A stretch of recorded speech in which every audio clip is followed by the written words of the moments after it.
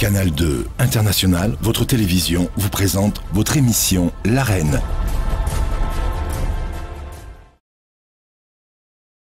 Madame, Monsieur, bonsoir. Bienvenue dans le rendez-vous du Hot et du Hard Interview à la télévision. Vous le savez, nous le dirons pas assez. Cette émission existe pour convoquer et reconvoquer la contradiction au service de la vérité autour d'un sujet, autour d'un homme ou autour d'un objet. Et ce soir, l'homme qui nous intéresse est celui qu'on désigne au sein des salles de rédaction comme étant le 9e candidat à la présidentielle du 7 octobre prochain. Non pas qu'il soit classé 9e, mais parce qu'on ne le voit pas assez sur les plateaux de télévision et nous fait le plaisir d'être invité de la reine ce soir. C'est Franklin Diford Afouagnuy, président du programme national de paix du Cameroun, le PNPC, mais investi par le parti MCNC, le mouvement citoyen national du Cameroun, du président ou de l'honorable Monté Koubité Jean. Vous avez donc vu, c'est Franklin Diford Afouagnuy qui est notre invité ce soir et sans transition habituelle, nous allons l'accueillir en plateau. Franklin Diford, bonsoir. Bonsoir. Bienvenue dans l'arène. Merci. Bienvenue pour cette première. Merci d'avoir accepté notre invitation. Merci. Merci. Merci surtout d'accepter de passer votre programme au scalpel parce que cette émission consiste à passer les programmes et la vision des invités au scalpel. Et pour les assises, j'ai invité deux confrères de la presse nationale, Alain Djipou, bonsoir. Bonsoir Rodrigue. Grand reporter au quotidien Le Messager. C'est bien cela. Bienvenue dans l'arène une fois de plus. Avec vous ce soir également, Mundi de Vision 4, présentateur de Let's Talk. Oui. Sur l'antenne de Vision 4 qui émet à Yaoundé, à Sam, au quartier Sam. Bien sûr. Bienvenue. Merci beaucoup et un bonsoir spécial à tous les spectateurs de Vision 4. De Canal 2, on veut nous savoir habitué à dire Vision 4, nous comprenons, c'est un peu mécanique quand on est habitué à le dire tous les lundis à 16h. À 17h. À 17h. Oui. Vous êtes habitué à le dire tous les lundis à 17h, donc on comprend, on comprendra cet impair. Bienvenue à tous, je signale que les autres articulations de cette émission, les classiques sont là, ce seront mes préférences avec Adja Mayra Mouvel, le premier quart d'heure de ce programme. Et vers la fin, Michael Tipkio nous rejoindra sans doute pour la synthèse, c'est-à-dire l'économie de ce qui aura été dit ou ce qui est essentiel, ce qui est essentiel à retenir pour ce programme. Mais puisque le décor est campé, nous allons donc commencer le programme en lui-même en passant par la première halte, tous contre un.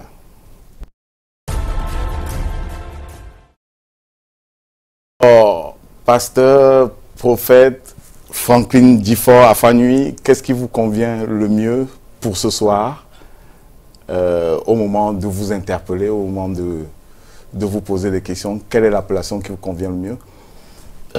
Je préfère mon nom direct, Diford Franklin Afouagnuy. Voilà, ça me convient. Alors, je commencerai par là, Franklin Diford Afouagnuy.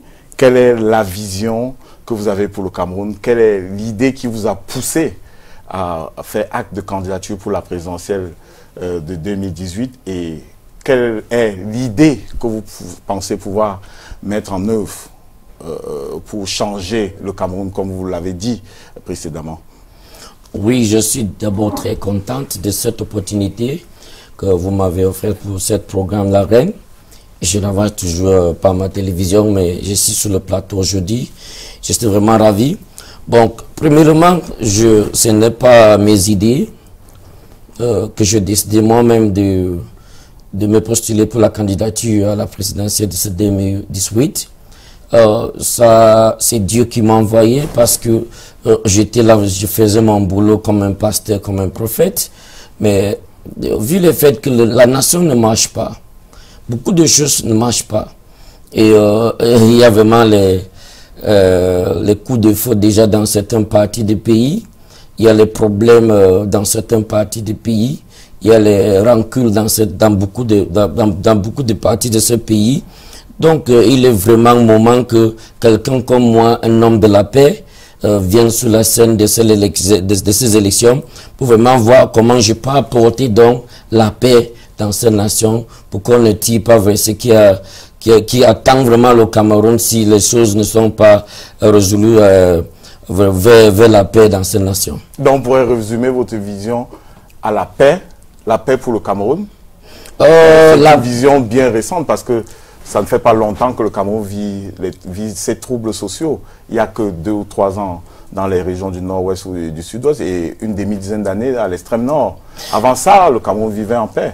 Oui, vous pouvez le dire, mais c'était les choses qui se passent maintenant. Ça a été vraiment les rancunes gardées très longtemps qui sont en train d'être manifestées maintenant. Voilà, donc ce n'est pas seulement au niveau de la paix, mais je dis les activités ou mon programme que je serai en train de donner pour le Cameroun, c'est ça vraiment qui va apporter la paix, parce qu'on ne parle pas de la paix sans certains ingrédients, certains éléments qu'il faut mettre d'abord en place avant de parler de la paix. On ne parle pas de la paix comme ça.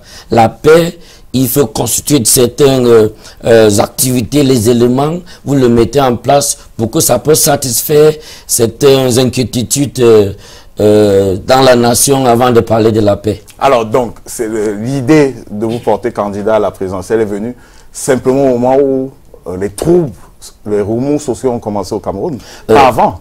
Non, pas comme ça. Dieu m'a révélé ça il y a eu un peu de temps, donc je travaillais là-dessus. On peut situer ce temps-là à quel moment? Oh, disons 2 à 3 ans en arrière. Là, à peu près le calendrier que moi je prescris. Voilà. Il y a 2-3 ans quand les remous sociaux ont commencé. Oui. Avant ça, vous n'avez pas eu l'idée, vous n'avez pas pensé à entrer en politique, jamais. Présenter une candidature jamais. Pour la présidentielle. Alain Jamais. Djipou? Oui, révérend, bonsoir une fois de plus. Bonsoir. Je voudrais comprendre, votre candidature semble d'inspiration divine. Oui. Est-ce à dire que celles de vos challengers sont d'ordre satanique? Là, je ne peux pas le dire. Je préfère de concentrer sur ma candidature parce que peut-être il sera en train de passer sur le même tableau, sur la même plateforme de cette l'arène. C'est peut-être à eux vraiment qui peuvent vous répondre parce que chaque candidat a son idéologie. Il sait ce qu'il fait, il sait là où il part, il sait ce qui lui motive. Donc je ne peux pas aller parler avec eux, parler à leur place ou dire ce que je ne connais pas. Mais je me concentre sur ma candidature et sur ce que je connais. Puisqu'on est dans l'arène, vous deviez quand même nous faire part de l'étalage de votre conversation avec le bon Dieu. Qu'est-ce qu'il vous a dit concrètement au sujet de cette candidature? Aller et libérer la nation de Cameroun qui est en train de souffrir. Parce que le satanisme, je peux le dire, a vraiment envahi certains cœurs. Je peux dire l'administration, sans manger les mots. Oui, l'administration camerounaise a vraiment laissé la voie aux forces sataniques de vraiment détourner le cœur, de ne pas vraiment gérer les Camerounais comme il le faut. Parce que même récemment, ce n'est même pas moi qui dis, ça a été vraiment reçu officiellement dans les aéroports de Cameroun à Simaleng, les leaders sataniques, les Rosicruciens, toutes ces choses-là.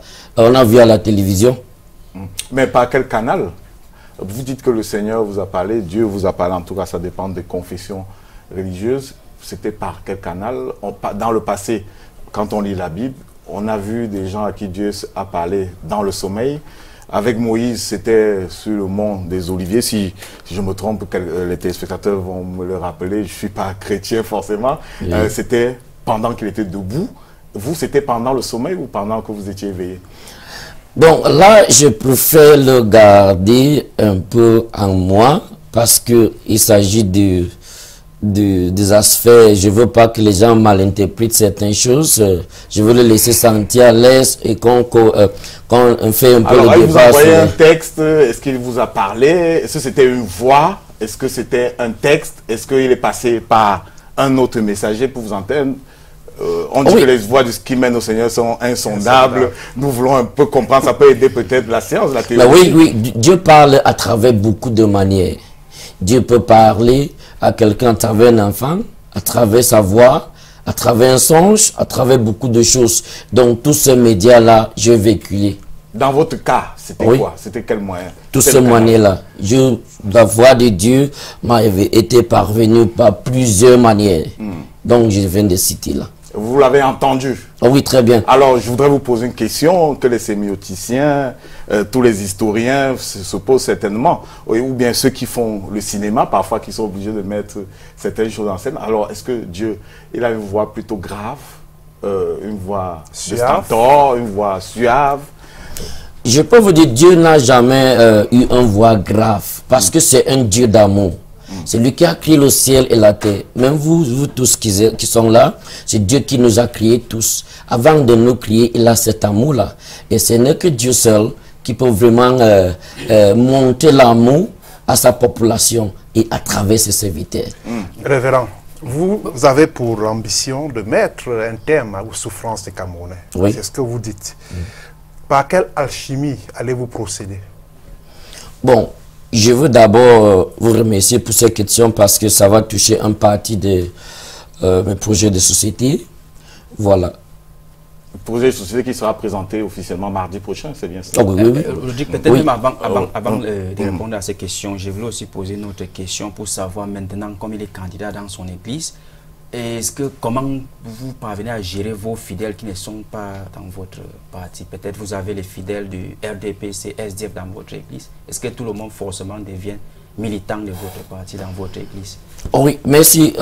Dieu nous a donné d'abord un cœur universel. Ça veut dire aimer tout le monde. Même moi qui je suis ici, je prie pour tout le monde. Je prie pour les musulmans, les païens, tout le monde. Parce que c'est Dieu qui a créé tout ce monde-là.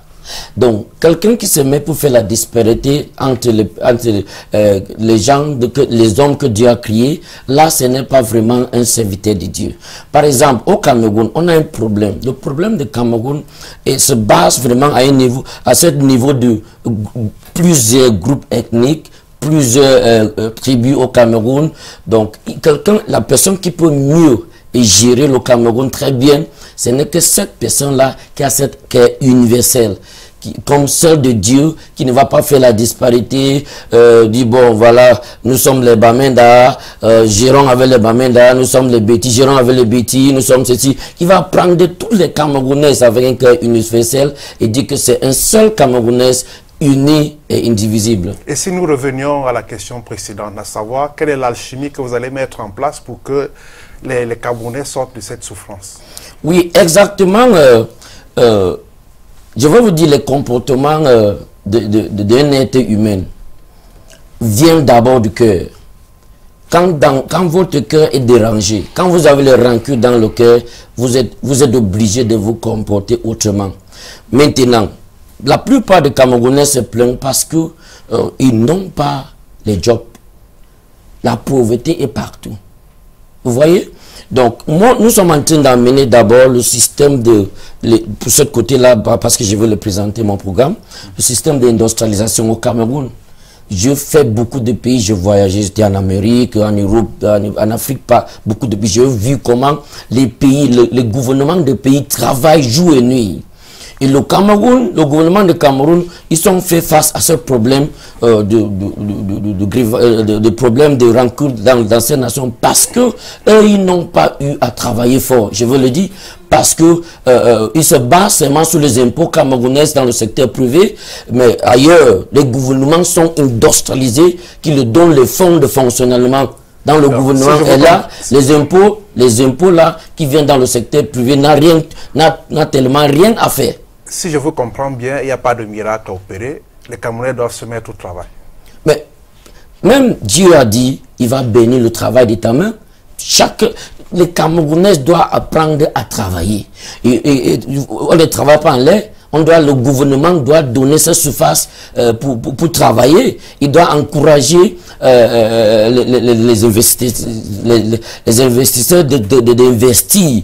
Par exemple, on a un programme où dès qu'on va vraiment industrialiser le gouvernement d'abord, on va sponsoriser le secteur privé, les jeunes avec les bons projets, on va les sponsoriser, de aussi industrialiser le secteur privé, en sorte que quand on va arriver à un niveau où le pays est vraiment industrialisé, là on va baisser les impôts dans le secteur privé pour faire naître encore. Ça pourra vous prendre combien de temps cette industrialisation? Bon, là, ça dépend parce qu'on ne parle pas en l'air comme ça. Les gens qui viennent vous promettre les choses en l'air, c'est les gens qui ne vont pas le faire. On va d'abord entrer dans l'administration, on commence l'administration, on commence à voir à quel niveau on travaille. Mais ça ne va pas trop prendre le temps parce que j'ai vu comment le gouvernement du pays travaille, jour et nuit, pour faire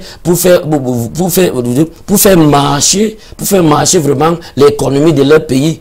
Okay. Voilà, là, on va travailler très fort. Dieu est au cœur de votre action politique. Oui. Dieu est au cœur de votre action politique. Oui. Est-ce que par extrapolation, vous voulez nous amener à croire que demain le Cameroun sera dans un régime théocratique? Pas forcément. Je vous dis d'abord, je suis un homme de Dieu. Que ça ne trouve pas certains gens. C'est comme une carrière. Il y a les économistes, il y a les journalistes, il y a les comptables, il y a les juristes qui quittent de là, ils viennent dans l'administration. Moi, je suis un homme de Dieu, c'est un bureau qui se quitte pour venir dans l'administration. Mais pourquoi ça doit... Puisque le Cameroun est laïque, il y a des gens qui sont libres de ne pas croire en Dieu. Qui ne croient même pas à l'existence de Dieu. Est-ce qu'ils ne vont pas se sentir en insécurité de vous voir arriver au pouvoir, de penser que puisqu'il y a un pasteur qui a été investi par Dieu, qui a reçu la révélation, nous sommes en danger puisque nous ne croyons pas en Dieu? Non, voilà, ce qui se passe, c'est que tout le monde est appelé de croire en Dieu parce que lui, c'est Dieu qui les a créés. Mais on ne doit pas forcer quelqu'un de croire en Dieu. Chaque Camerounais est libre de faire son choix. Mais je suis positionné pour donner les idées, pour vraiment conseiller. C'est un conseil. Si je conseille quelqu'un que voilà la route qui est bonne, et quant à vous, ça semble pas une route qui va vous aider ou qui vous convient, tu n'as qu'à prendre votre choix, soit refuser ou prendre cette route. Okay. Donc, je voulais un peu qu'on regarde un peu votre programme. Vous avez parlé là tout à l'heure comment vous allez industrialiser le Cameroun. Et on sait très bien, et vous avez parlé comment vous allez baisser les impôts. Comment ça va se passer? S'il n'y a pas les impôts, comment le gouvernement va fonctionner? Comment vous allez faire cela pour baisser les impôts? Oui, je dis tout à l'heure qu'un gouvernement qui ne travaille pas et qui dépense seulement les impôts, c'est un gouvernement qui est vraiment, je peux dire, que ça ne peut pas vraiment faire avancer l'économie d'un pays. Je visitais, par exemple, je visitais le nord l'autre jour, j'étais sur les routes de Mokolo. Je vis l'extrême nord, oui. Je vis les cailloux qui sont là-bas dans les montagnes pleins. Parce que l'un des matériaux pour fabriquer les carreaux, c'est les cailloux avec certains produits chimiques bien assemblés. Voilà. Je dis, pourquoi on ne peut pas faire une très grande entreprise de fabrication de carreaux au Cameroun qui serait même le plus grand en Afrique centrale ou en Afrique même. Et là, vous voyez que ça, c'est le projet de gouvernement que nous on a. Des entreprises, fabriquer les verres, fabriquer les télévisions, fabriquer beaucoup de choses qu'on importe. Et quand on va se rendre en train de faire toutes ces choses, ça va donner énormément de fonds pour le gouvernement de bien fonctionner. Et là, les impôts qui viennent du secteur privé ne vont pas trop compter. Voilà. Et oui. Sur le plan économique, si tu permets, cher confrère, sur le plan économique, il y a une réalité.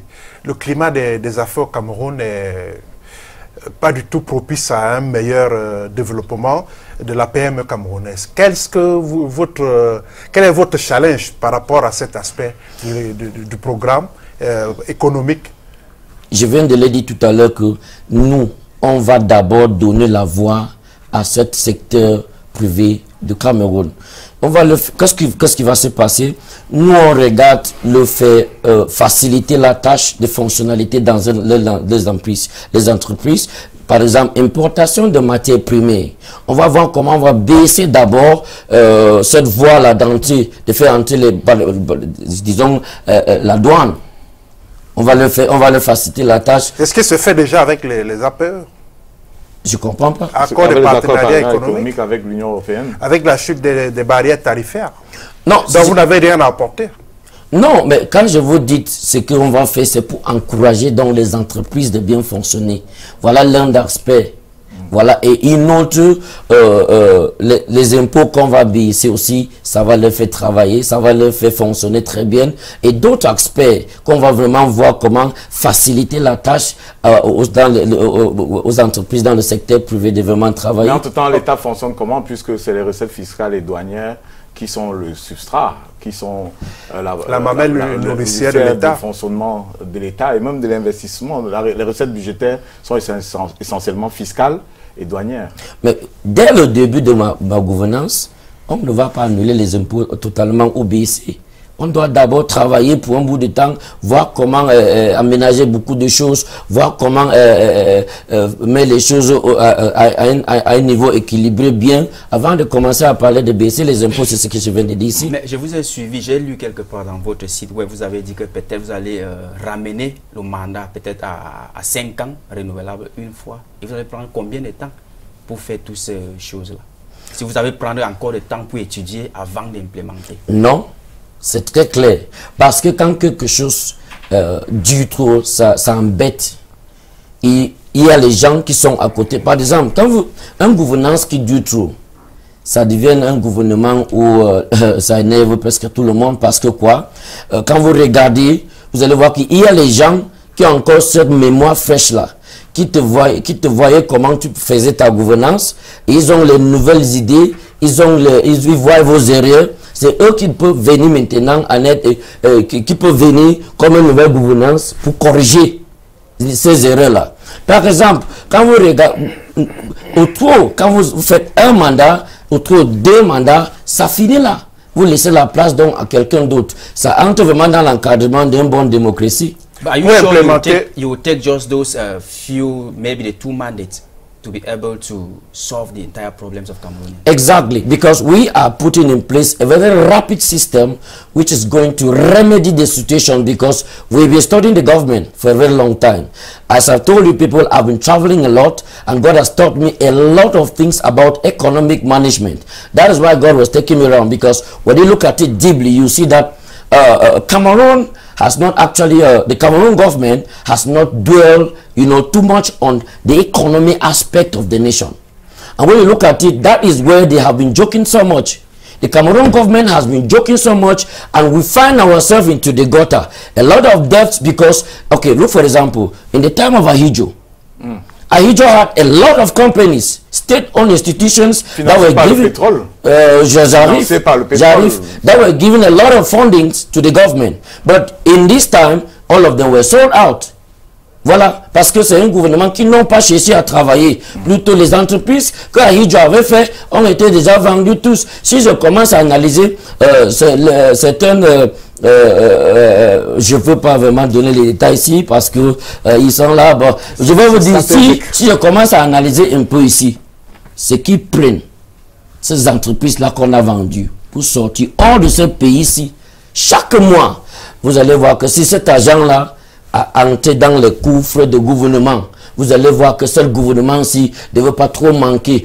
Et je vous dis, c'est pour ça que les impôts grimpent chaque jour, chaque mois. Ils n'ont même pas vraiment les critères ou les manières fixes pour calculer les impôts. Ok, révérend, sous quelle forme de l'État allez-vous asseoir et implémenter cette politique? Voilà. D'abord, je vais vous dire, je veux annuler cette accumulation de services et de tâches. Parce que quand vous regardez bien, vous allez constater que à Yaoundé, un ministre entre dans un bureau, il a 1000 dossiers devant lui, qui viennent de différentes régions, de ces 10 régions-là. 100 dans l'autre région, 100 partout. Il vient, c'est 1000 devant lui. C'est qu'un ministre qui va rapidement servir le Camerounais, signer ce dossier-là pour rapidement faire en sorte que les transactions sont mieux faites. Bon, nous on est en train d'amener ce qu'on appelle le fédéralisme, en sorte que l'État fédéral, les régions vont voter leur gouvernement et le mettre en place, en sorte que cette accumulation de tâches et services dans un gouvernement central soit décentralisée, et là, il fonctionne en paix. D'abord même, un governance that is not approach to the people can never be effective. For example, put up a project here and you're going to stay in America and you are not near that project, it will never work. Alors, quelle forme de fédéralisme? Parce qu'il y a un débat maintenant, est-ce que ces 2 États, c'est-à-dire la partie anglophone et la partie francophone, vous êtes natif de Bafouth dans la Mézam, a priori, la question anglophone vous préoccupe, je dis bien a priori, ça pourrait ne pas être le cas. Quelle est la forme de fédéralisme qui vous intéresserait ou bien que vous entrevoyez? Est-ce que c'est la décentralisation telle qu'on la voit maintenant, parce qu'il y en a qui estiment que c'est une forme de fédéralisme, est-ce que c'est des États? Si oui, combien d'États? Okay, actually, I will let you know that we are coming in with the state federalism. That means we have different states, federal states in Cameroon, whereby each state, sorry, let me come, whereby each state will have its government that will be given the autonomy, you know, some kind of autonomic power to function within those federal states, and documents, services and activities will be limited within that place, and the central governing body will validate all those activities within those federal states, making sure that people are served in time and they will be ordered a lot. And you see that even the resources from that very federal state will not leave, just a percentage will leave to the central governing body for, you know, for central management. But talking of giving people good life, you can have around 60% of those resources from that region. They need to stay in that region, develop that region, maintain that region, and bring in a lot of innovations in that region, so that the people there will not be having grievances, that their resources are carried away and actually are not plowed back to give them a good life. La question du nombre d'États ne vous intéresse pas? Ça m'intéresse, mais je veux vous dire, quelqu'un comme moi, je suis réalistique. On ne doit pas parler les choses que tu ne vas pas implémenter. Moi, je veux d'abord faire une bonne étude. De proposition? Non, je ne fais pas les choses en l'air.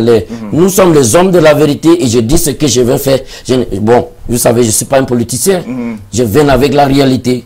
Voilà, donc je vous dis, les formes de l'État, ça va changer automatiquement. Mais pour maintenant, on est en train de travailler pour voir si c'est combien d'États. Alors, est-ce que vous allez soumettre le projet à un référendum, ou vous allez simplement manœuvrer au sein du Parlement, parce que la Constitution permet qu'on modifie la Constitution? Mais c'est un État. Est-ce que vous allez organiser un référendum? Ce sera quelle formule? C'est un État. Un État a un manière de fonctionnalité.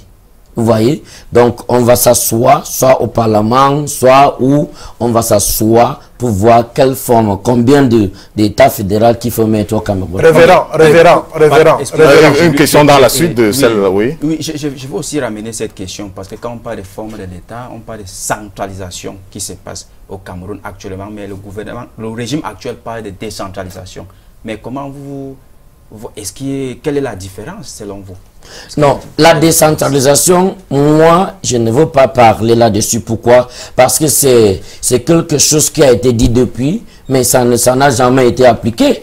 Vous voyez donc parler de décentralisation, c'est très différent d'un État fédéral. Parce que décentralisation, le gouvernement central est vraiment au contrôle de tout.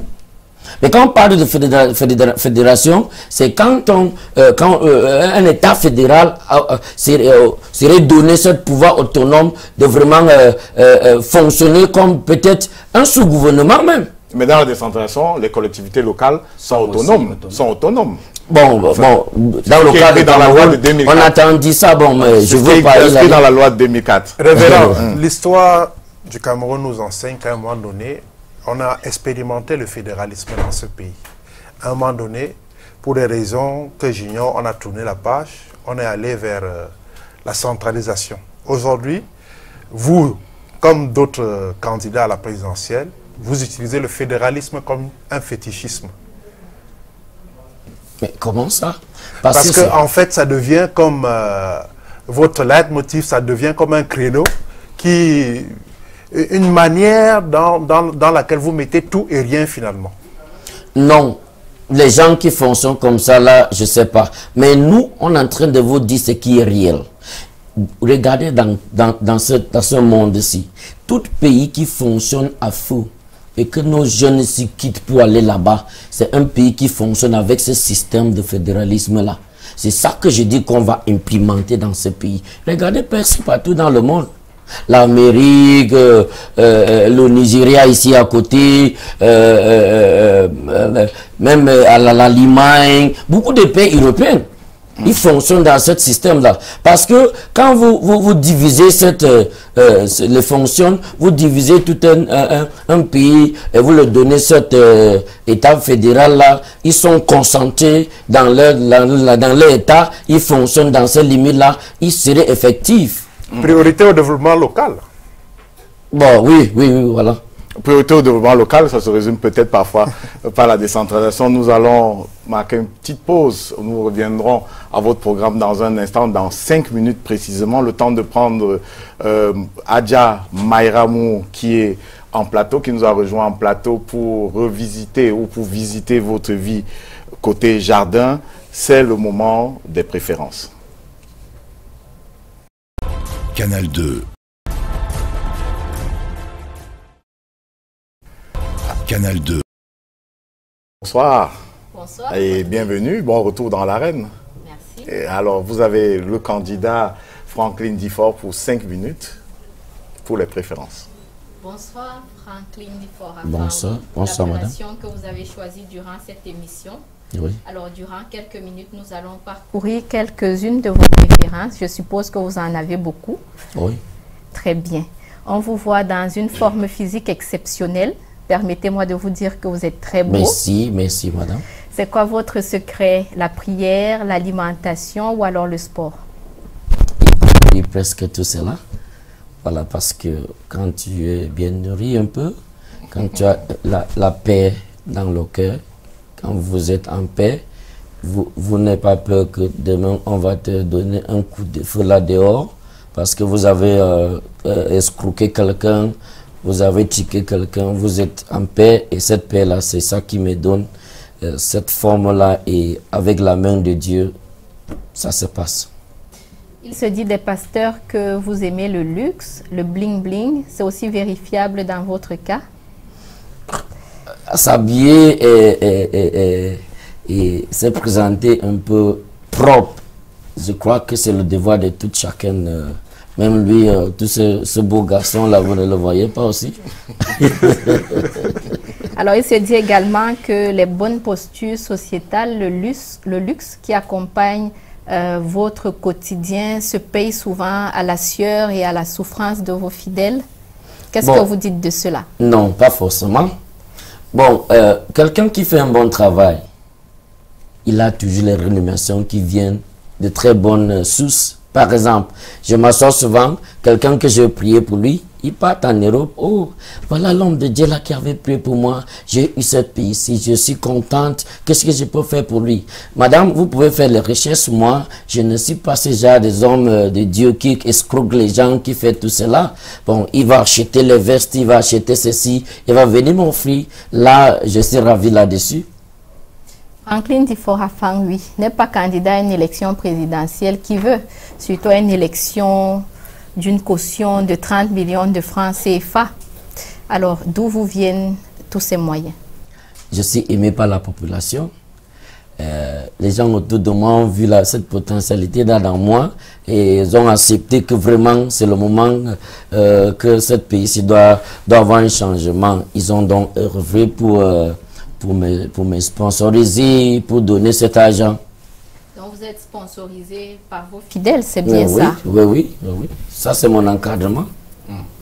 Alors d'où vous vient votre vocation? Inspiration divine, formation théologique ou alors vous êtes un disciple? Là, votre question est un peu vaste, mais je vais vous dire un homme que Dieu a formé à toute cette vocation-là parce que Dieu a presque tout. Voilà. Vous avez eu une inspiration divine? Pourquoi? Pour ces élections? Non. Pourquoi? Pour votre posture de pasteur. Mais oui, on ne se lève pas un matin, on devient pasteur ou prophète. Tu as appelé, c'est un appel, madame. Dieu t'appelle. Bon, je vais vous dire un peu. J'étais informaticien, j'ai fait l'ingénierie en informatique. Voilà, pendant que j'avançais avec mes activités, voilà, Dieu a dit, voilà mon fils, vas-y, il a commencé donc à me révéler des choses, comment je veux travailler pour lui et c'est comme ça que ça a commencé. Vous n'avez pas suivi de formation théologique? Non. Vous n'êtes pas issu d'un apprentissage? Non. Vous n'êtes pas un disciple de quelqu'un? Non. Alors, quelle place accordez-vous aux femmes dans votre ministère? Les femmes, d'abord, c'est un porte pour toute être humaine qui qui est sur cette terre, parce que c'est tous les hommes, soit homme ou femme, a été accouché par une femme. Donc, les femmes, donc, ils ont d'abord une très grande valeur devant moi. Et les femmes sont d'abord, je peux dire, soft touch. Ça veut dire, c'est les bons arrangeurs de société. C'est eux qui peuvent m'amener, je peux dire, un environnement bien organisé et qui est plein avec de la paix. Donc, je fonctionne beaucoup aussi avec des femmes parce que d'abord, quand il y a un peu de tension quelque part et quand une femme se présente, il y a toujours cette tendance de calme là qui va régner autour de cet environnement. Alors, quelle est la place qu'occupera la femme dans la société camerounaise que vous aspirez diriger? Voilà. Première chose, moi je suis un technocrate. Là, tous les gens, tous les administrateurs qui vont travailler dans mon gouvernement, je vous dis, ce n'est pas par peut-être groupe de la sphère des tribus, c'est pas parce que vous êtes mon frère, vous êtes anglophone, vous êtes Betty, vous êtes Bawaosa, vous êtes... Non, chacun travaille par rapport à son niveau professionnel. Ce pays-ci, s'il faut dire qu'un pays doit fonctionner bien, c'est quand on a bien sélectionné les professionnels, on le met ensemble, on le gouverne. Ils vont bien travailler. Pas que quelqu'un est ministre parce que il est oncle de tant, il est telle personne. Ça tue toute une économie et on ne peut pas avoir le professionnalisme dans ce genre d'état. Donc vous n'allez pas prioriser les femmes. Donc les femmes, si tu es une femme, d'abord, parce que le système d'éducation au Cameroun, on va vraiment le professionnaliser, on va bien former les femmes, et les femmes qui sont bien formées, et ils ont cette espérance-là, ils ont cette, if they are professionalized, if women are professionalized, and they have that standard of education, that they can serve the nation, whether you are a man or a woman, you will have your place. Franklin Difort-Afang, oui, marié? Ah oui, j'ai une charmante femme, on a 3 enfants. Régime monogamique, c'est oui, bien monogamie. Ça? Je n'ai pas jamais encouragé quelqu'un de faire la polygamie parce que vraiment c'est difficile à gérer. Alors, au regard de l'affluence des femmes dans les églises, souvent dites de réveil, on colle très souvent beaucoup de procès aux pasteurs, des procès de détournement, de profiter de ces femmes, de leur faiblesse psychologique pour souvent voler leur intimité. Que répondez-vous à ces personnes-là? Bon, par exemple, moi, si j'avais ce cas-là, vous devez déjà comprendre un jour dans les médias, je ne suis pas ce genre de personne. Je vous dis, mon rôle, c'est pour prier pour les brebis, pour les gens, pour les femmes et les hommes qui viennent devant moi envoyés par Dieu. Le reste, s'il veut donner à l'église, ce serait donner, il donne avec un cœur tranquille et libre. On ne force pas les gens. Et si vous regardez partout dans le pays, j'ai parcouru tous les 10 régions du pays et je fais les croisades là-bas, les événements très grandioses. Même au nord, on ne demande pas un franc à quelqu'un. Allez vous renseigner, un franc. Même les auditeurs nous écoutent. Et vous n'encouragez pas les gens à donner plus de billets que de pièces? Non, ça c'est, il y a les faux hommes de Dieu, il y a les vrais. Je vais vous dire cela. Donc, il y a même les auditeurs qui nous écoutent. S'il y a un auditeur il était dans une croisade où je suis arrivé, j'ai pris serait-ce qu'un franc là-bas, il n'a qu'à appeler. Alors, vous aspirez à gouverner le Cameroun. Comment comptez-vous séparer les vendeurs d'illusions des disciples de Dieu? Bon, là, je n'ai rien à dire là-bas. On va voir comment le gérer. Il n'y a pas de projet dans ce sens. Est-ce que vous partagez la peine de ces familles parfois déchirées à cause d'un pasteur qui a de l'emprise sur l'épouse ou sur l'époux ou sur un enfant? Est-ce que ces questions-là ne vous préoccupent pas en tant que pasteur? Ouais, voilà. Quelqu'un qui a d'abord l'amour pour les hommes que Dieu a créés, ça doit t'occuper, ça doit te déranger, tu dois t'inquiéter. You must think because it must worry you. Because, you know, human being must be managed with love.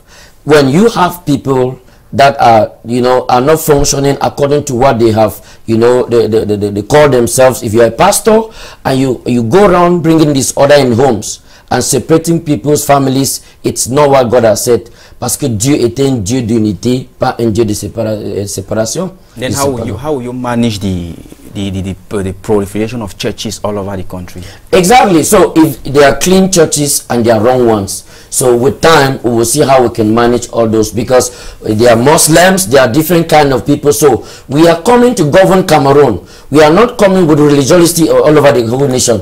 We are coming to govern Cameroon. We are going to govern all kinds of human beings in Cameroon. Pasteur Franklin Difoafanwi, que pensez-vous de l'environnement spirituel, de la spiritualité au Cameroun? Là, je ne vais pas trop penser là-dessus parce que je viens de le dire, chacun a son idéologie.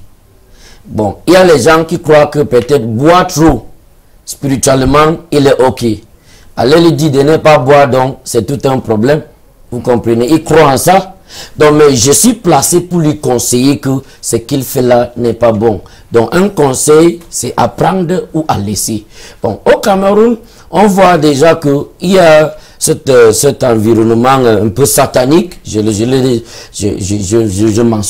mentionnais ça ici quand j'ai commencé mon discours, que vraiment ça c'est à corriger. Parce que si quand tu vois quelqu'un qui est éduqué, voilà, qui est éduqué, mais il n'arrive pas à utiliser cette intelligence-là pour gérer quelqu'un, pour gérer certaines choses, pour apporter plus dans un environnement, ça pose beaucoup de problèmes, parce que ça veut dire qu'il est contrôlé spirituellement. Voilà. When you see somebody, let me come. When you see somebody who is educated, and it is in front of you, and you are expecting that he should bring forth that education to better manage God's people, and he cannot do it, is rather bringing negativity and things that are killing down the nation, that person is controlled spiritually, because he should be taking laws in the night in altars or demonic altars, coming forth in the day to implement. He has no way to implement the education or to implement what he studied. Comment Franklin Difoa se définit-il sur le plan vestimentaire? Êtes-vous toujours en chemise, veste et cravate? Bon, mes vidéos montrent, je dis ça en veste, bon, je suis toujours moi en chemise, en tricot, parce que je suis I'm a very sombre. God has given me humbleness. If you see, je faisais mes tours à l'ouest, j'étais toujours moi en chemise. Bon, toutes ces complications là, ce n'est même pas ça qui compte. Parce que ça. Là, j'arrive. Quand vous êtes trop compliqué là, la vie est simple. Parce que quand vous êtes compliqué là, ça donne l'orgueil. En sorte que tu ne veux plus te rabaisser sur certaines choses. Non. Par exemple, moi, président, il y a un problème ici à Douala. Vous allez me voir avec une petite voiture ici. Je viens. J'étais au Ghana. J'ai passé en route.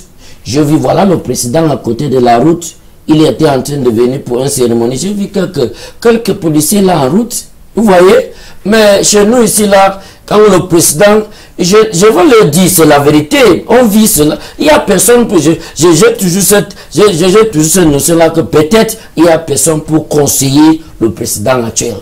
Parce que quand il veut sortir, tout est paralysé. L'autre jour, je voulais venir à Yaoundé. Et on a tous les vols de Cameco, on a repoussé tout parce qu'il n'y a pas un avion qui doit quitter ou atterrir là-bas en Simalais. Et j'étais en train de courir de gauche à droite. En cas de victoire, quel titre allez-vous mettre en avant pour sortir? Monsieur le Président ou alors Pasteur? Vous dites? En cas de victoire, quel titre allez-vous mettre en avant? Monsieur le Président ou Pasteur? Là, pour moi, un titre ne compte pas, c'est l'effectif. Qu'est-ce que vous êtes venu pour faire pour le Cameroun? C'est ça qui me préoccupe. Je serai concentré pour travailler pour les Camerounais, non pas pour qu'ils travaillent pour moi. On est venu pour servir la population, être avec eux. Je serai en train de manger là où ils mangent. Je serai en train de dormir dans certains endroits là où ils dorment. Il faut, en tant qu'un jeune, je veux parcourir ce pays-ci peut-être 10 fois par mois pour voir comment cette gouvernance se passe, les projets se passent, toutes ces choses-là. Je ne serai pas en train de gérer le pays sur papier, non? Très bien, Franklin Difoa. Nous sommes un dimanche, ça c'est vraiment pour sortir. En tant qu'homme de Dieu, quel verset biblique va vous accompagner dans votre quête présidentielle? La Bible est complète. Je viens de le dire. je ne viens pas pour commencer à lire la Bible partout. Vous n'avez pas ou ouvrir l'église au Cameroun. Je viens pour la gouvernance. Dieu m'a envoyé pour venir gouverner le Cameroun. C'est ça. Et tous ces programmes-là sont là pour gouverner le Cameroun. Mais est-ce qu'il n'y a pas un extrait de la Bible qui vous plaît particulièrement? Toute la Bible me plaît. Toute la Bible, ça me plaît. Parce qu'on voit souvent chez des chrétiens des extraits, quelques versets. Toute la Bible me plaît. Des premiers versets jusqu'à dernier, toute la Bible me plaît. Il n'y a pas seulement certaines écritures. Merci Adja Maïramou d'être passé par ici. On vous retrouve le week-end prochain pour le journal du soir, la grande édition en direct de ce studio de Douala. Nous revenons donc à vous. Je voudrais reparler un peu d'idéologie. Je note que vous êtes le candidat du MCNC qui est d'essence sociale libérale. Mais vous dites que vous êtes là par inspiration divine, alors que la sociale libérale, c'est un positionnement très loin des croyances religieuses. Comment vous avez pu réussir ce maillage avec le MCNC de Monteco-Bitéjean? Il n'y a pas de manipulation là-dessus. J'ai été aimé par cette mission, par cette partie-là, et ils ont accepté de m'investir comme le candidat parce que c'est un parti où on a eu à connaître comment il fonctionne. Voilà, c'était vraiment... Est-ce que vous avez lu le projet en tout cas qui a été validé par le MINAD, parce que c'est un parti, comment on va dire, légalisé, qui a même des élus dans le Haut-Cam, notamment vers Bafan. Oui, à Bafan. Monteco-Bité même a été député. Vous avez une idée de son positionnement idéologique? Je viens de le noter. C'est la sociale, c'est un parti d'essence sociale libérale qui n'est pas a priori proche de croyances religieuses. Comment vous réussissez donc à fonctionner avec ce parti politique-là? Je viens de dire ici parce qu'il y a une erreur, je peux dire une erreur quelque part, parce que les gens ont toujours cette tendance de dire religieuse, pasteur. Je viens de dire que c'est tout un métier, comme les autres. Vous voyez? Bon, ça n'a pas une perturbation entre religieuse et un parti politique, non. Et on devait voir seulement les contextes, non, on regarde le contexte de ce parti-là. Qu'est-ce que ça peut apporter aux Camerounais? C'est juste cela qui a fait la liaison entre nous et ce parti-là. Ok, Président, si vous permettez que je vous appelle déjà Président. Bon, le Cameroun... Il est au moins président du PN, oui. Du PNPC. Le Cameroun a un véritable problème qui est la corruption. Comment allez-vous éradiquer la corruption si vous êtes élu? Oui, ça entre dans l'un de notre projets de société. Je viens de vous dire, je fais l'ingénierie en informatique. Donc, ça, on ne peut pas éliminer la corruption dans un pays quand un être humain est vraiment en train de superviser une autre. Voilà. Nous, on va amener un système de digitalisation de toute activité camerounaise. Voilà. Les hommes, les bureaux, les routes partout seraient suivis par les caméras et les équipements digitaux. Voilà. On va aussi digitaliser le système finance de Cameroun. Chaque Camerounais, même si c'est au village, on va vous enseigner comment utiliser une carte magnétique pour qu'on peut vraiment suivre toute transaction financière au Cameroun. C'est parce que quand si vous êtes en train de superviser peut-être un gouverneur ici là, quand vous n'êtes pas là, il a vraiment cette superficie, cet environnement large pour manipuler comme il veut. Mais quand tout est digitalisé, quand vous déposez l'argent ici dans le compte, parce qu'on va faire un système où le système financier serait digitalisé, comme je viens de le dire. Si vous déposez 1 million ici dans le trésor public, ici à Douala, d'abord, le système financier de cette région-ci, ça va afficher le même moment qu'on est en train de déposer cet argent. Et dans le quartier général à Yaoundé, quartier général finance à Yaoundé, ça va afficher aussi là-bas. Donc à la fin de la journée, on saura combien est entré dans ce pays-ci, dans les caisses de l'État. Et là, les reçus sont aussi imprimés avec des codes. Là, on verra... Il n'y aura pas moyen de voler serait-ce qu'un franc. Les transactions, par exemple, les transactions financières, vous voyez que les banques, un banque ouvre ses portes aujourd'hui. Après 1 an, ou 2 ans, ils ferment sans avertir même les clients. Nous, on verra comment on va mettre les experts. On suivra toutes les transactions bancaires. Si la banque, si ces banques-là veulent ou pas, on va te suivre. Si vous ne voulez pas, on ne va pas vous autoriser de fonctionner dans notre territoire. Pourquoi? Parce que comme on aura un système comme un peu en Amérique, là où le FDI a les moyens de voir toutes les banques. Voilà. Parce qu'on va mettre les comptables sur place. We will put accountants in place. A powerful team that will be monitoring transactions of banks. And we will tell you in 6 months time to come. In 6 months, we will let you know that, sir, your bank is not more healthy. Your transactions are not healthy. And you're getting towards closure.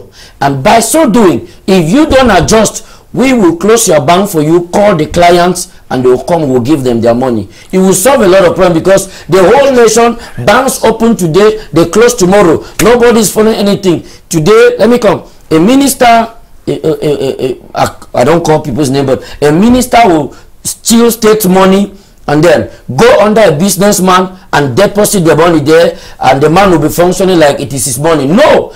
In that case, if you are a businessman, we are following up the financial transactions and money fleet. If you are a businessman, if you have been depositing like 100 million every month, 50 million every month, 200 million every month, that is your margin. But if we see that you just come with 1 billion and deposit, we will call you.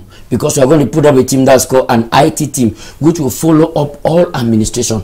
We will call you, question you, follow up, analyze to see how you got that 1 billion francs. That is system, and all those money transactions, all those money laundry in Cameroon has to stop, because as we are monitoring, we will see every transaction that will be going on. Président, n'est-ce pas une vue de l'esprit que de penser que la question de la corruption va se régler par digitalisation, surtout dans un contexte bien précis où on sait que tous les Camerounais n'ont pas de compte bancaire, les masses laborieuses camerounaises ont leur argent dans les tontines. Vous voulez que l'argent liquide ne circule plus tout à fait dans les transactions.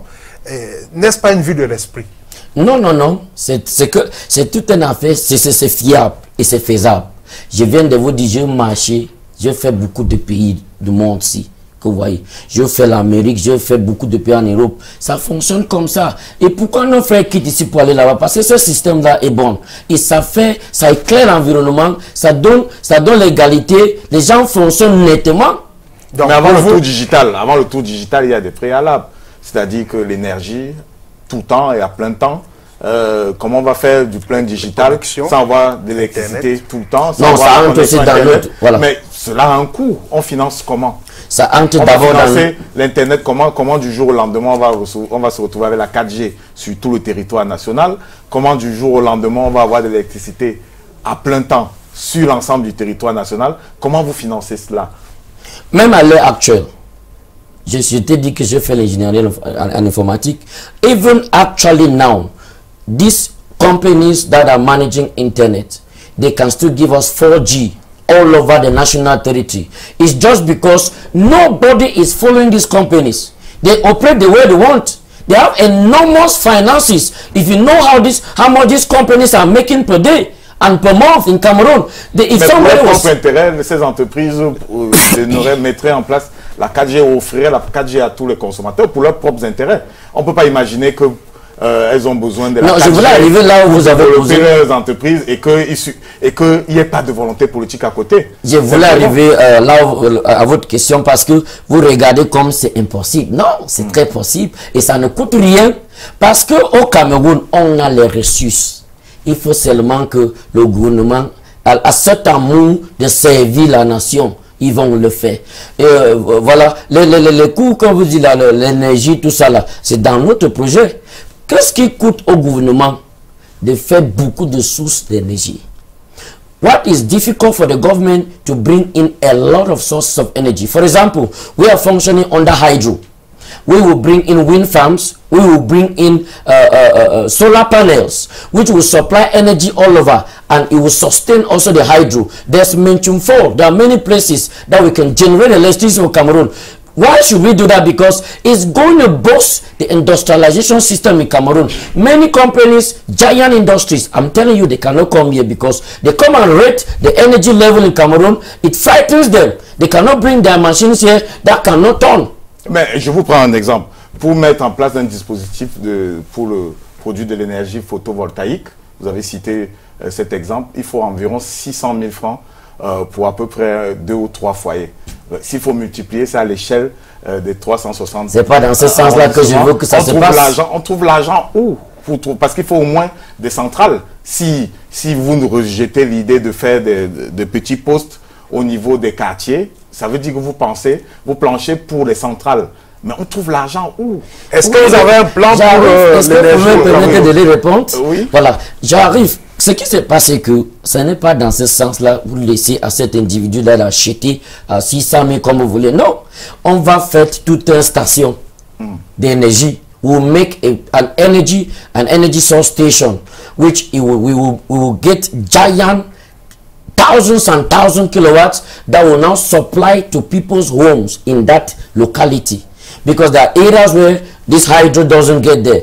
But we will boost up the energy there, and then the hydro can concentrate for industrialization and some other things. You know, it has to just, you know, we have to put up a system whereby the energy sources will energize Cameroon in all aspects of functionality in Cameroon. So when you look at it clearly, you see that we have the finances.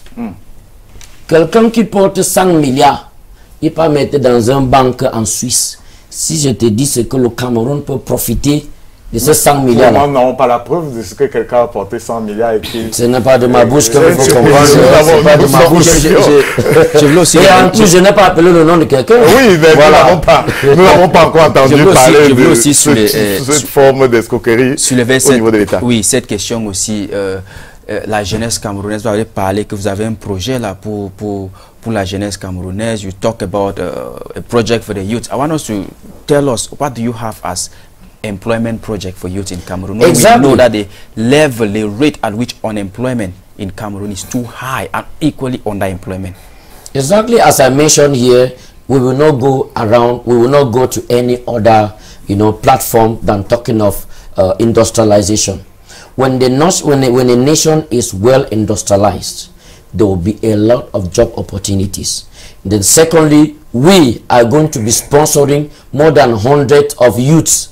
Every month, we will make sure that we can give like 1 billion francs to a youth with a very good and tangible project. We follow you up for maybe 1 or 2 years. Yes, experts follow you up, guide you on how you have to function so that you can function well. If you see that your company start looking so healthy and is productive, before now you can start reimbursing the money. All those activities will go a long way to provide a lot of employment for the youth, and you see that you know the standard of living in Cameroon is going to go very high, because we are looking for that a Cameroonian should be paid per hour.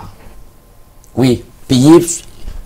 You make an hour somewhere, they need to pay it so highly because human being is very expensive. Révérend, digitalisation, oui. Mais quelle est la place de l'économie numérique dans votre programme de façon générale?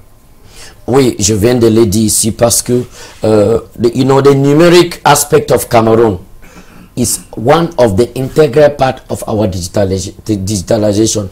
Because when you talk of the numeric, it goes a long way. It will carry image systems in Cameroon, TV systems, internet systems, and all these data transport systems. The data transportation system in Cameroon, everything has to be digitalized and connected together so that we can have a perfect fluid of information in Cameroon. Vous croyez que l'économie numérique est une chance de développement du Cameroun? Mais oui. Ça rend les activités, ça rend les activités rapides. L'informaticien que vous êtes ne dirait pas le contraire. Oui, oui. You know, let me come. When the information transport in the nation is slow and is not effective, it kills down the economy. You will not be waiting for quelqu'un à une transaction quelque part là, peut-être de 2 millions.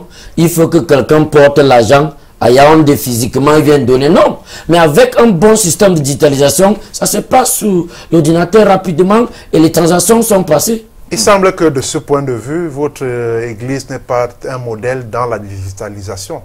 des échos nous parviennent, faisant état de ce que c'est vous-même en tant que responsable de votre structure, de votre congrégation, qui portez les mallettes d'argent pour faire des dépôts dans les banques. Et je précise que l'église, c'est la Kingship International Ministry, basée à Bonabéry, ici à Douala. Bon, on ne peut pas rentrer dans ces détails parce que je devais amener les reçus ici, des gens qui déposent l'argent à la banque. Ce n'est pas moi seul. Voilà, il y en a, on a toute une équipe qui fait toutes ces transactions-là. Parce que, I love what they call division of labor. When you spread labor to many people, you know it's very fast and good. People work well. Ok, tout à l'heure on a parlé de l'emploi, comme je parlais, l'emploi jeune va aussi avec le système éducatif. Comment vous allez gérer les deux? Yes, I will tell you, we have to professionalize the educational system of Cameroon. Les génies de Camerounais n'ont pas été vraiment détectés. Are you understanding it? The genius of Cameroon has never been detected from childhood. So people grow, they get into wrong educational systems, and they come out to be some other people tomorrow without, you know, without any control or follow up. You see somebody who was supposed to be an engineer tomorrow is becoming a journalist. You see somebody that was supposed to be an accountant is becoming a jurist. So by so doing, we cannot have good professionalism in Cameroon. So we're going to bring up an educational system whereby it is professionalized and they start detecting who you have to be tomorrow. Your journalists, they will start detecting it right from small and get you up and, you know, build you up for who you have to be tomorrow. And by so doing, we will have a powerful Cameroon, a Cameroon with a lot of professionalism. People will do what they are supposed to do as it was destined for them to be. Et sur le plan de la santé, quelle est la politique que vous mettrez en place? Ou bien vous allez recommander la prière pour soigner les Camerounais? Bon, la santé, même quand on prie, il faut aller à l'école. Voilà, vous riez. Voilà, sa question est un peu amusante. Non, voilà. non. Oui, vous allez constater que même quand nous, on prie à quelqu'un, ok, on a prié, allez à l'hôpital. Prenez les médicaments pour ce problème-là. Parce que le côté spirituel a été déjà géré. Bon, il faut les médicaments. Bon, voilà. Ça entre dans notre projet de société aussi. Il y a les gens qui meurent à la porte de l'hôpital. Pourquoi? Ils n'ont pas de l'argent. Quand ils partent, il faut un poisson, il faut ceci. Voilà. Voilà. Ils n'auront pas cette possibilité-là. Vous allez voir, nous, on va digitaliser d'abord le système finance camerounais. Ça veut dire que on peut avoir, on a accès. On peut avoir accès au compte personnel des gens. Vous savez, comme ça, c'est comme ça que beaucoup de gouvernants font ça. Non, mais j'arrive, vous serez content quand je vais expliquer. Oui, voilà. Parce que vous êtes malade, allez à l'hôpital. On vous traite d'abord. Vous récupérez donc d'abord la vie de ces Camerounais qui ne meurent pas. Pendant que tu travailles, comme on peut, la banque peut avoir accès à ton compte. Voilà, on va mettre un système de recouvrement en sorte que dès qu'après d'avoir été traité, revenez, continuez à travailler. À la fin du mois, tu peux décider, c'est toi qui vas décider. Chaque fin de mois, on coupe. Chaque fin de mois, on coupe pour régler tes factures.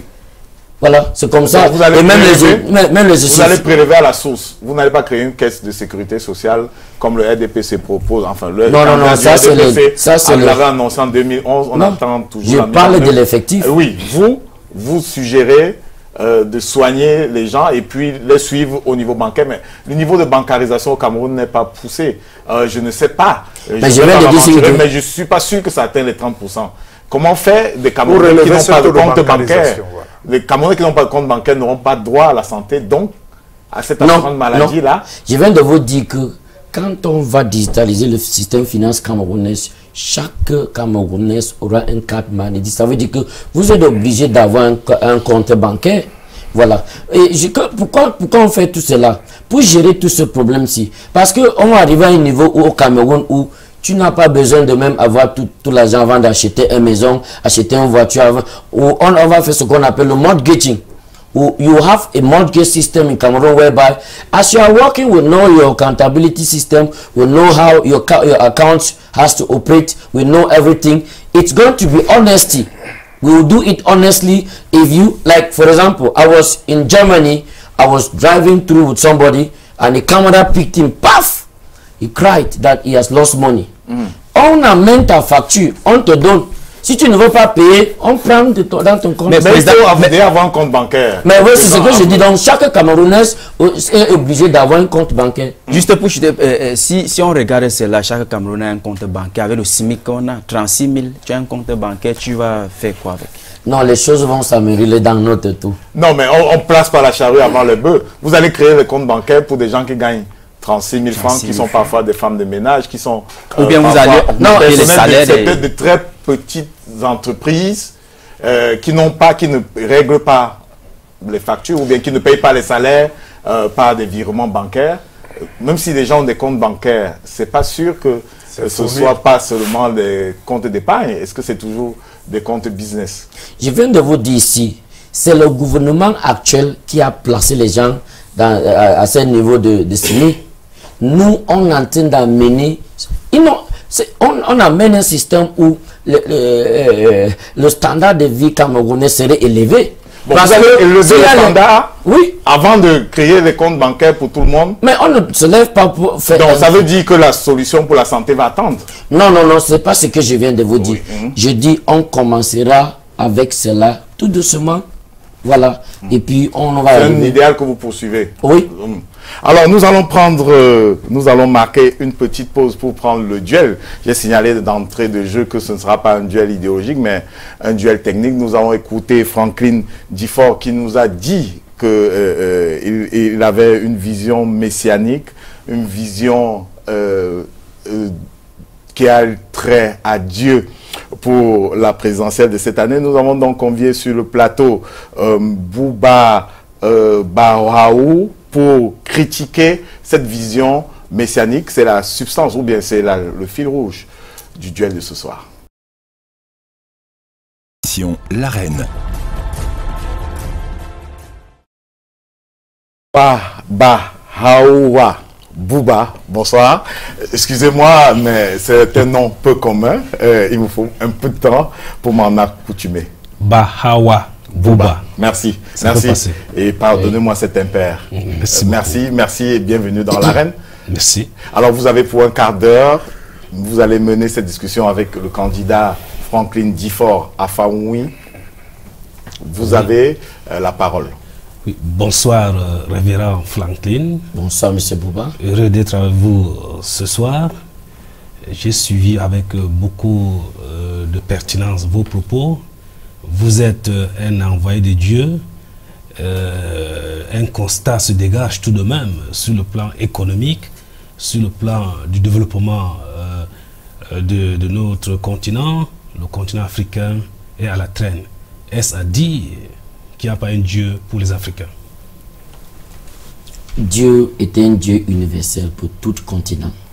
Il y a Dieu en Afrique, mais il y en a les gens qui sont les administrateurs qui ne veulent pas écouter donc la voix de Dieu pour mieux gérer l'Afrique. Pourquoi tous les pays africains ne sont pas industrialisés d'après vous? Là, ça dépend de chaque pays. Il y a les pays africains qui sont industrialisés. Lesquels, par exemple? Par exemple, le Rwanda, maintenant, ils sont industrialisés. Non, ils ne sont pas développés. J'arrive. Le Rwanda, ils sont en train de construire le Volkswagen maintenant au Rwanda.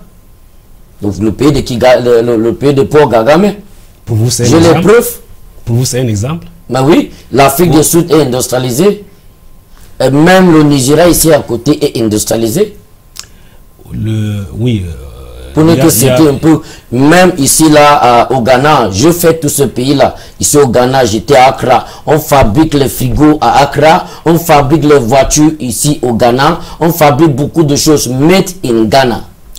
Le Nigeria parfois est présenté comme la première puissance industrielle du continent, oui. Parfois la deuxième. C'est un pays de 180 millions d'habitants environ, qui a un budget de 17 000 milliards. Oui. Et donc, il est parmi les plus pauvres du monde. C'est un constat, c'est un fait. Oui, il est parmi les plus pauvres du monde. C'est parce que quoi, les administrateurs, ils n'arrivent pas à bien distribuer les ressources des Nigériens. Ont-ils vraiment? J'arrive. Parce que quand tu vas voir au Nigeria, le riche, il est tellement riche, un pauvre est tellement pauvre. Donc, c'est une affaire de gestion. Vous voyez? il y a vraiment énormément de ressources au Nigeria. Il y a seulement le budget de crude oil au Nigeria. Si on vous dit que ça dépasse le budget de Cameroun, ça n'est pas à douter. Alors, d'après vous, vous avez dit ici qu'en tant qu'homme de Dieu, un pays, pour être industrialisé, doit produire la richesse. Pour le cas de Cameroun, quelles sont ces richesses pour lesquelles nous devrons commencer par produire pour industrialiser le Cameroun? Voilà, je veux vous dire, d'abord je vous remercie pour cette question-là parce que c'est une question c'est quelque chose qui a vraiment inquiété beaucoup de gens. Nous sommes ici. Un blanc ou un étranger vient au Cameroun, il ramasse un produit chez nous. Ça veut dire que dans nos ressources naturelles, il ramasse, il part avec dans un conteneur, il part fabriquer quelque chose, il revient nous vendre ça 100 fois plus cher. La manière, plus que ce qu'il a payé pour les natural resources. Là, vous allez constater que nous, on est en train de regarder les choses différemment. Nous, on va fabriquer toutes ces choses-là ici. Oui, c'est l'industrialisation. Oui. Il faut avoir les capitaux. Et pour avoir les capitaux, il faut d'abord produire une richesse, les vendre, avoir de l'argent pour industrialiser maintenant le Cameroun. Nous sommes donc au processus. Quelles sont ces richesses que nous devons d'abord produire pour avoir les capitaux et enfin industrialiser le Cameroun? Exactement. Quelles sont ces richesses? Oui, mais vous allez constater que seulement les institutions de l'État qui ont été données de haut là. Si ces institutions sont... Vous parlez des sociétés d'État qui ont été privatisées. Oui. Parce qu'en 1980, les Margaret Thatcher, les Donald Reagan, les François Mitterrand, ayant gagné la guerre froide, ont imposé la privatisation. Oui. Vous êtes d'accord avec moi? Oui. Est-ce qu'on avait une force pour dire non à ce système de néocolonisation?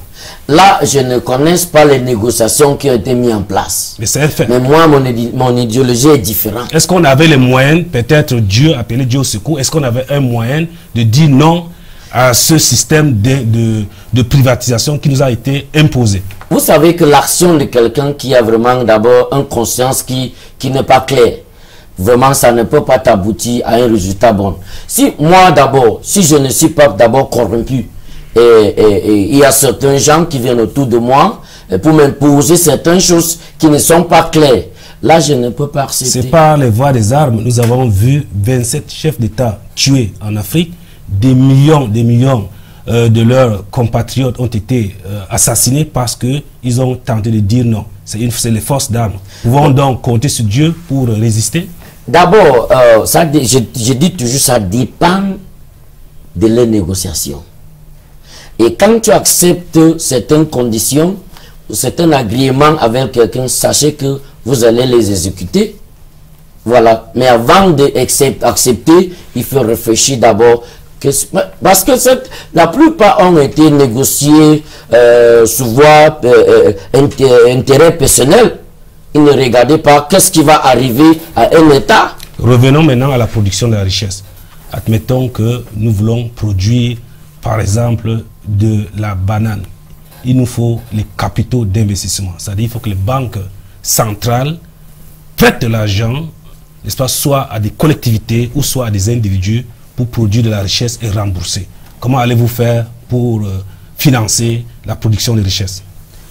Vous êtes témoin que Ahidjo a géré ce pays-ci jusqu'à il y avait les réserves, c'est ça? Au temps d'Ahidjo, oui, on était dans un socialisme d'État relatif. J'arrive. Aujourd'hui, nous ne sommes plus. J'arrive, bon, ça dépend de la gestion qui est à l'heure actuelle. J'arrive. Voilà. Quand vous regardez bien, vous allez constater que seulement les impôts dans ce pays-ci peuvent faire beaucoup de choses. 4 000 milliards. Les impôts camerounais. Oui, le budget du Cameroun, c'est 4 000 milliards. 4 000 milliards ne peuvent pas suffire, puisque je suis ingénieur de génie civil.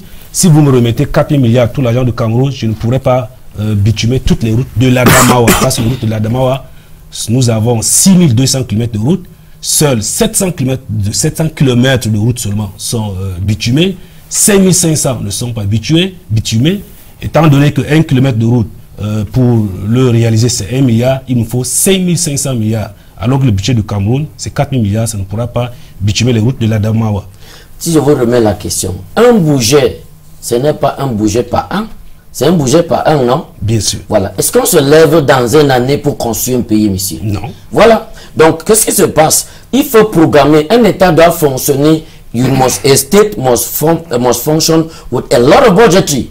You know that, okay, this year, these are the projects we have to carry. And then, the finances is distributed well on different areas. Et là, on doit prendre compte au développement, le budget pour le développement. You need to consider that, you don't have to spend all the state money on budgetary, on things that will not bring in finances to the state. No, that is not an economy that has to grow. 70% des peuples camerounais sont au chômage.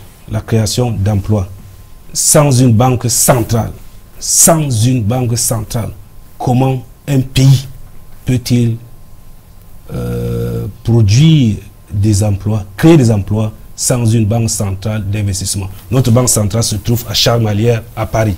C'est une question de souveraineté. Qu'en dites-vous? Bon, je précise que la BEAC, c'est quand même la banque centrale qui est basée à Yaoundé. La BEAC, c'est une banque succursale. La BEAC, c'est une banque succursale à qui on délègue juste un pouvoir secondaire. Ça devient idéologique, mais nous savons techniquement que la banque centrale des États de l'Afrique centrale, c'est la BEAC. Voilà, et ça veut dire que c'est à Yaoundé. Voilà, pour des raisons idéologiques, nous comprenons bien ce que Boba veut nous suggérer. Le fait que la monnaie soit garantie, notre champ soit garanti par Paris peut faire que la banque centrale soit considérée comme étant à Paris. C'est bien cela? Bien cela. Oh, maintenant, pour mes petits frères qui sont à Yagua, ils veulent donc de l'argent pour produire du riz. Où est-ce qu'ils pourront se diriger lorsque vous serez au pouvoir pour avoir d'argent comme crédit d'investissement? À l'église peut-être? Non, j'arrive. L'affaire des crédits, là toujours, je viens de vous dire, l'argent de ce pays-ci n'est pas bien géré.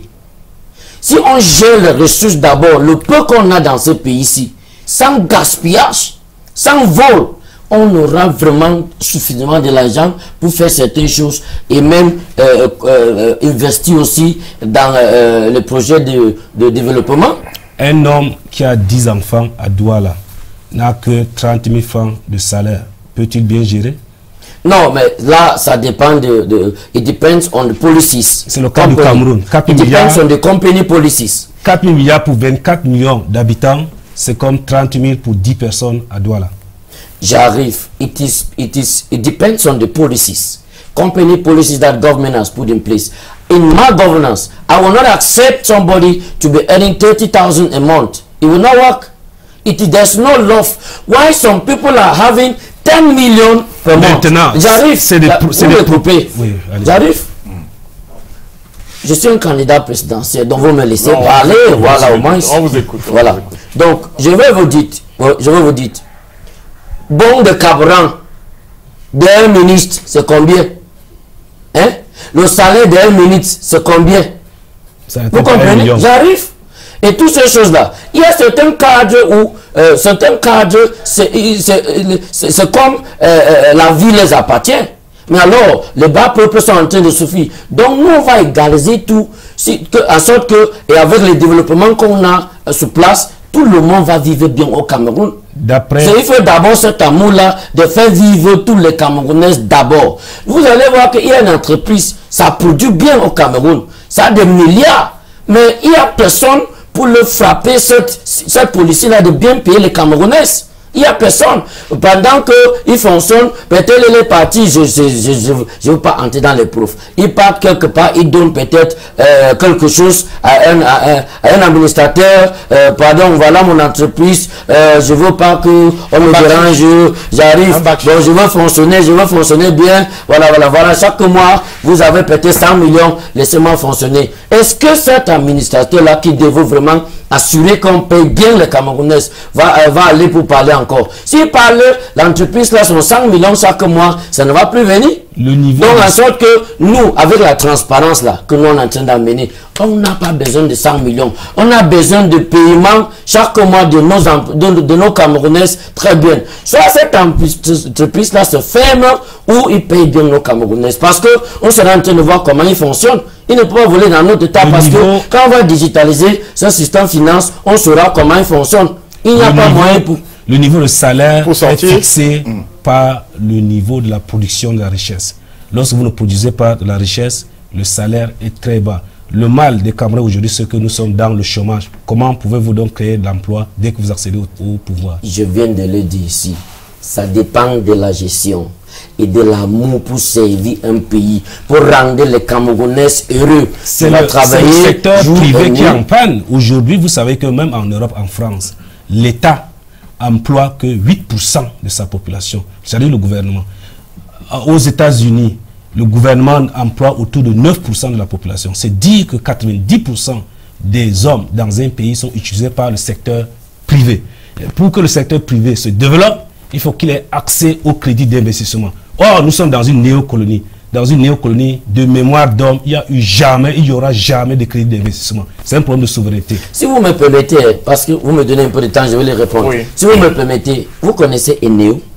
Oui. Sans appeler le nom de l'entreprise, oui. Pour te répondre. Qui a été privatisé. Voilà, voilà. Eneo, vous pouvez me dire à peu près combien d'abonnés sont à Eneo maintenant? Ils sont nombreux. Oui, mais vous pouvez me dire parce que vous avez donné les bonnes statistiques. Non. Voilà. Bon, Eneo n'a pas moins de 5 à 10 millions d'abonnés. C'est pour des individus. Oui, j'arrive.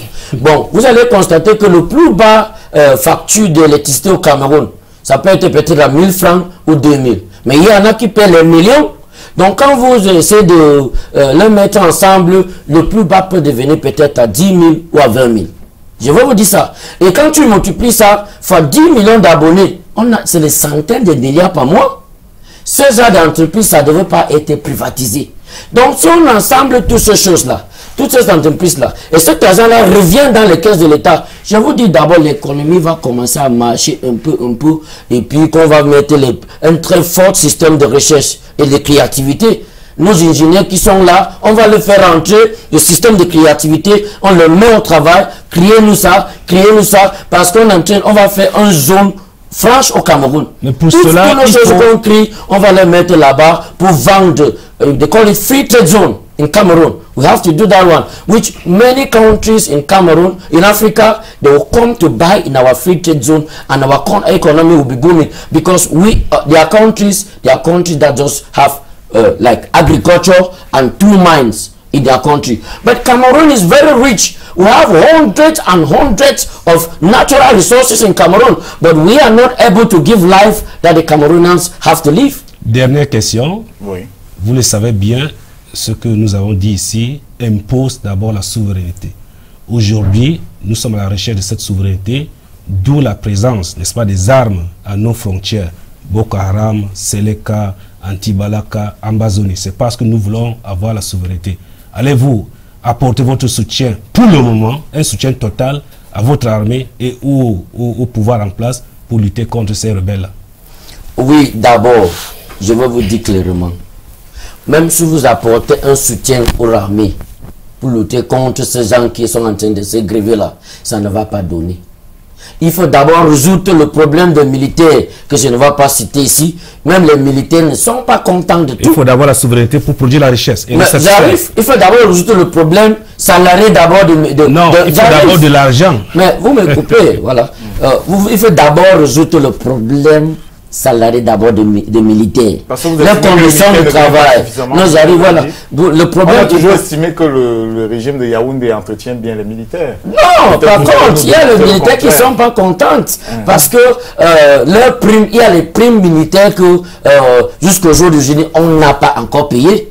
Et les militaires, certains ne sont pas encore. Il faut résoudre d'abord tout ce problème-là. Et dans le côté civil, les gens qui dégrévissent, les gens qui sont en train de gréver, qui portent les armes, il faut aussi résoudre leurs problèmes. Les deux côtés doivent manger, ça doit marcher. Pourquoi? Parce que quand vous résoutez, quand vous êtes en train d'apporter la résolution sur un, ça ne va pas donner. Le secteur privé, pourquoi ils sont en train de gréver? Ils grèvent parce que la vie, ils n'en a marre.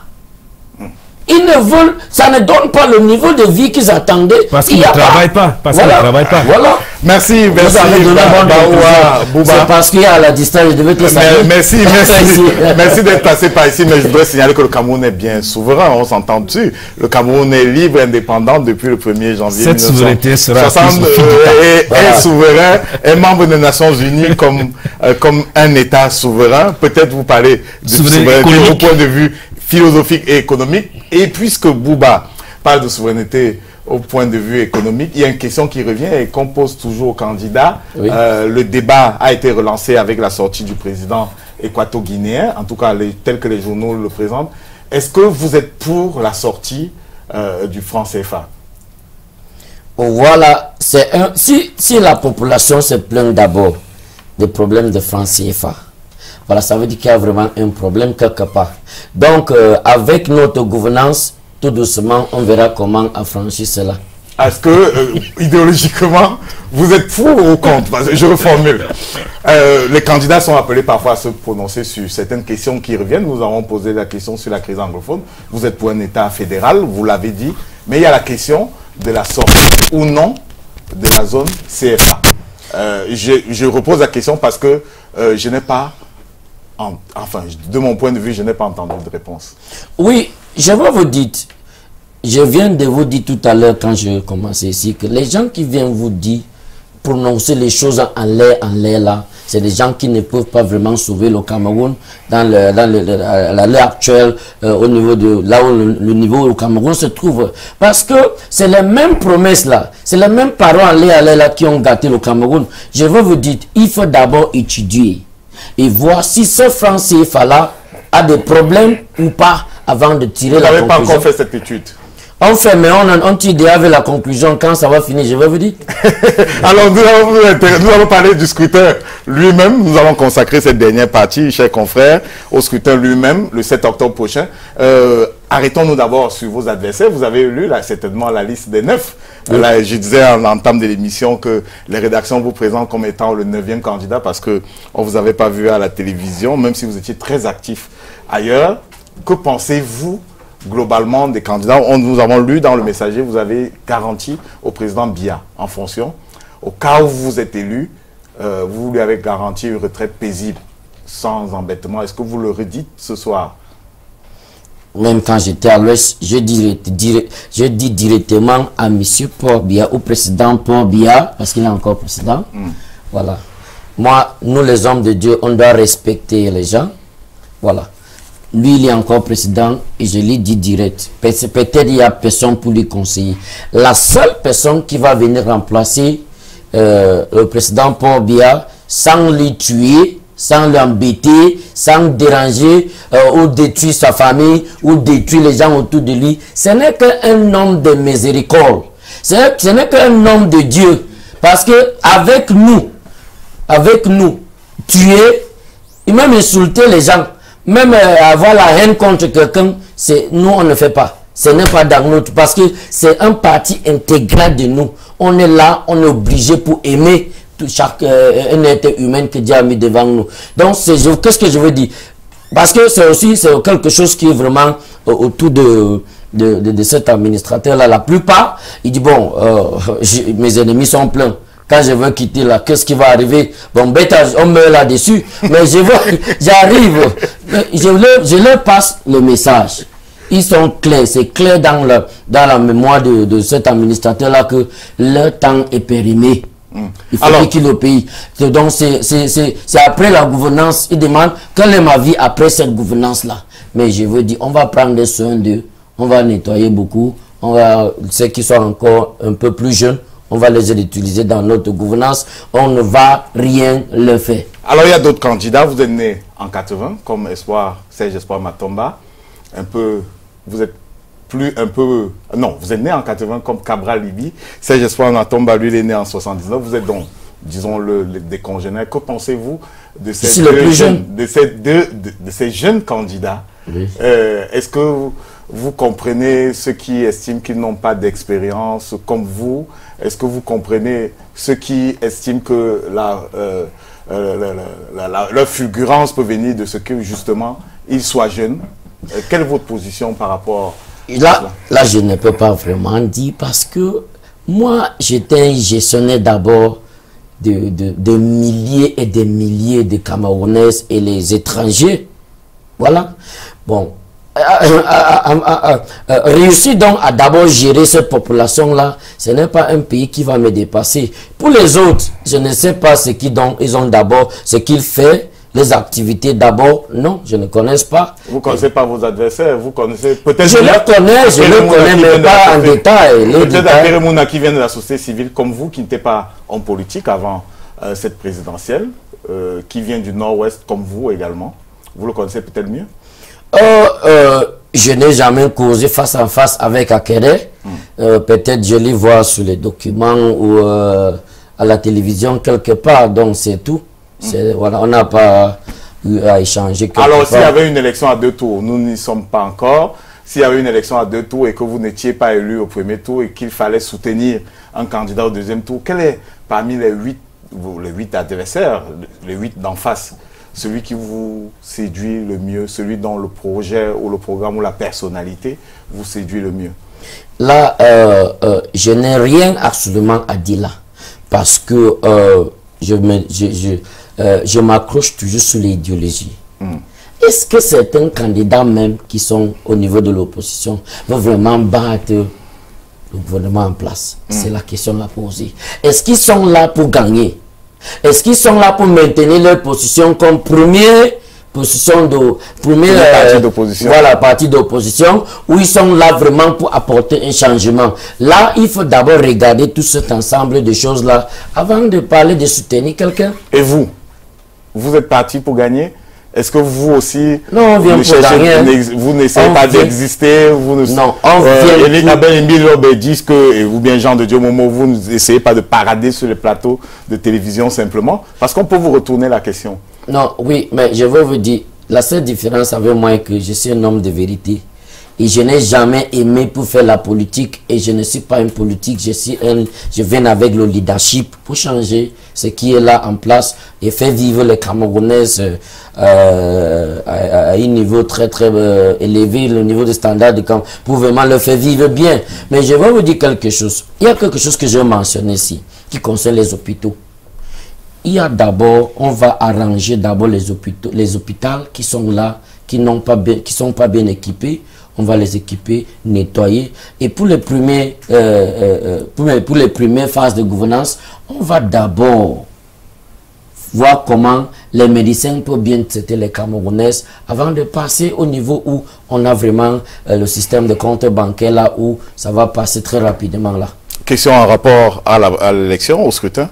Oui, évidemment, Rodrigue, je m'empresse quand même de demander au révérend qu'est-ce qui l'a motivé en allant présenter les grands axes de son projet de société à des missions diplomatiques basées au Cameroun? Était-ce pour vous un moyen de chercher l'onction de ces missions-là? Bon, là, j'aime l'amitié. C'est d'abord la première chose. Hein? Je voyage tout le temps. Et étant dans mon pays, you know, there are courtesy visits. They call them courtesy visits.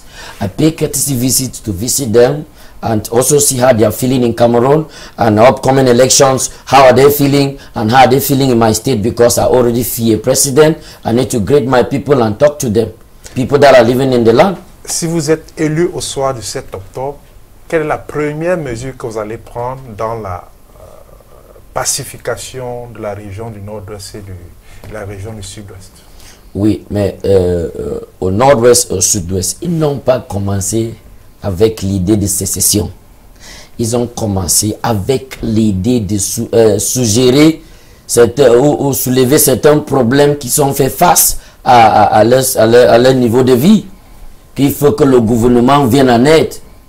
Bon, si ce temps-là, ils avaient un peu écouté, pour commencer, vous voyez une situation où je vais vous... Un enfant pleure. Il a pleuré, il a faim, il a faim, il a faim. Vous avez 10 beignets, l'enfant demande 10 beignets à main, il veut manger 10 beignets, c'est pas ça? Et en tant que papa, vous venez, mon enfant ne pleure plus. Quel est votre problème? Pas que vous venez dire que tu ne dois pas pleurer même. Ça, c'est étouffer l'enfant et il va s'éclater. Maintenant, il faut d'abord demander l'enfant, tu pleures quoi? Papa, j'ai besoin de 10, j'arrive. Papa, j'ai besoin de 10 beignets. Bon, moi, papa, je n'ai pas tous les 10 beignets. J'ai 1, j'ai 2, j'ai 3. Vous commencez, prendre d'abord un, vous mangez. Voilà le deuxième. Voilà le troisième. Afin d'arriver à 10, là, ça ne va pas causer de problème. Ok. Dernière question, enfin, dernière prise de parole, ce sera avec vous. Oui, je veux juste vous demander, vous venez juste de terminer votre tournée à l'Ouest. Quel est le bilan? On a vu une foule. Est-ce que c'était vos militants ou bien vos fidèles à l'église? J'ai dit ici tout à l'heure que je suis tellement aimé au Cameroun. Il y a les Camerounais qui attendent d'un homme propre, d'un homme de lumière pour venir arranger le Cameroun. Quand ils comprennent que c'est un homme de Dieu, c'est un homme de lumière, c'est un prophète, même les musulmans, il y a prophète dans le Coran.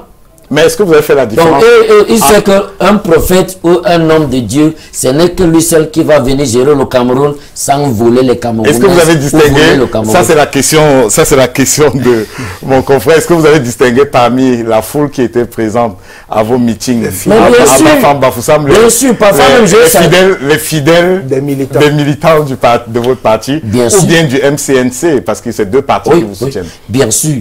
C'est ça, c'est une phase politique. Il n'y a pas eu de charter? Non, j'arrive. Ça, c'est une phase. Vous n'avez pas pris les gens de Bonabéry pour l'Ouest? Non. Oh, ça, c'est tout un budget. Pour pas les gens à Bonabéry pour aller à l'Ouest avec. Bon, mais je vous dis, c'est une phase politique. Vous voyez? Donc, si les gens sortent là, ça veut dire qu'ils sont venus pour me soutenir dans cette phase politique-là. Et ça veut dire qu'ils veulent voter pour moi. C'est pas ça. Mais quand on faisait même le tour de la ville, les gens disaient que voilà un homme de lumière. C'est lui qu'on veut. Révérend, beaucoup de vos disciples, hier, sous votre férule, se sont affranchis de votre tutelle pour aller créer leur congrégation religieuse ailleurs. Est-ce à dire que avec vous, vous chassez complètement les mauvais anges qui sont au paradis de Bonabéry? Non, là c'est votre bilan. Parce que ce qui se passe, c'est que je suis très bien avec tous les gens qui ont travaillé avec nous. Je peux même commencer à citer, ils ont les très grandes églises partout au Cameroun. Mais tout à l'heure même, je suis même avec certains qui sont dehors, qui sont quittés de Londres pour venir me soutenir. Ça montre l'amour. Qu'est-ce qui a motivé leur départ? Non, c'est moi. On va leur poser la question. Oui, c'est la dernière question.